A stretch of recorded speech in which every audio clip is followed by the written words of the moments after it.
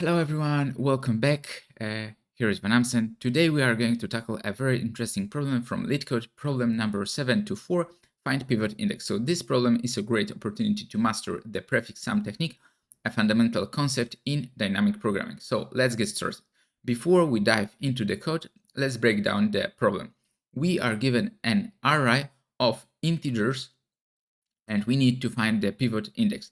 And the pivot index is the index where the sum of all numbers to its left equal the sum of all numbers to its right. So if no such index exists, we return -1. Pretty straightforward, right? But it's the approach that makes the problem interesting. So how are we going to solve this? Well, we are going to use a technique called prefix sum. So the idea is to calculate the total sum of the array first. Then we iterate over the array, calculating the left sum and right sum for each index. If the left sum equals the right sum at any index, we have found the pivot index. So now let's translate this into Python implementation. So first, total sum will be sum of nums, and left sum will be 0. And for I num in enumerate nums, if left sum equals total sum minus left sum minus num,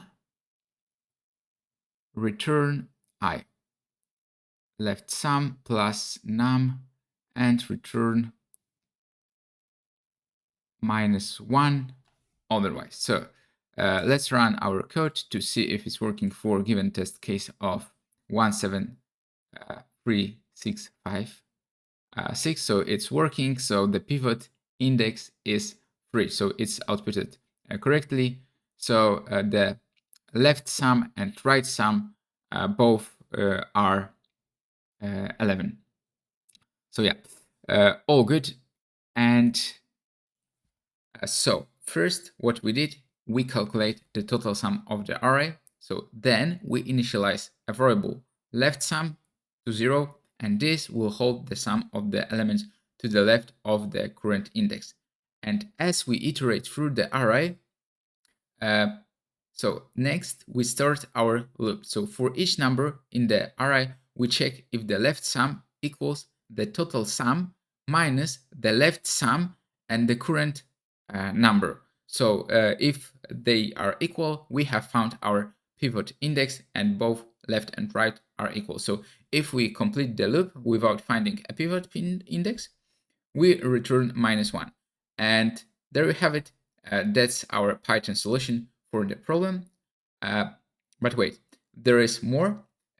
So if you find other programming languages like C++, Java, JavaScript, or C#, well, you are in luck. We have solution in these languages and more in the video description, so be sure to check them out. So I hope you found this video informative and enjoyable. And yeah, last thing we forgot, so run our code for unsigned test cases.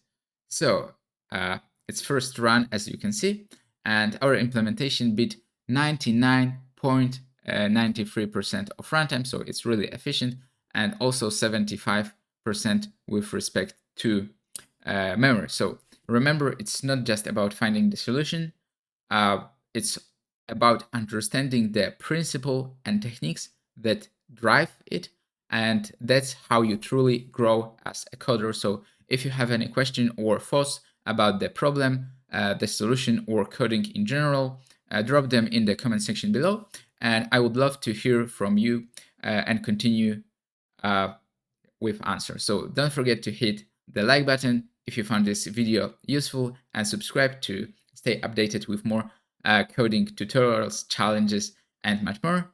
Happy coding, keep practicing. See you in the next one.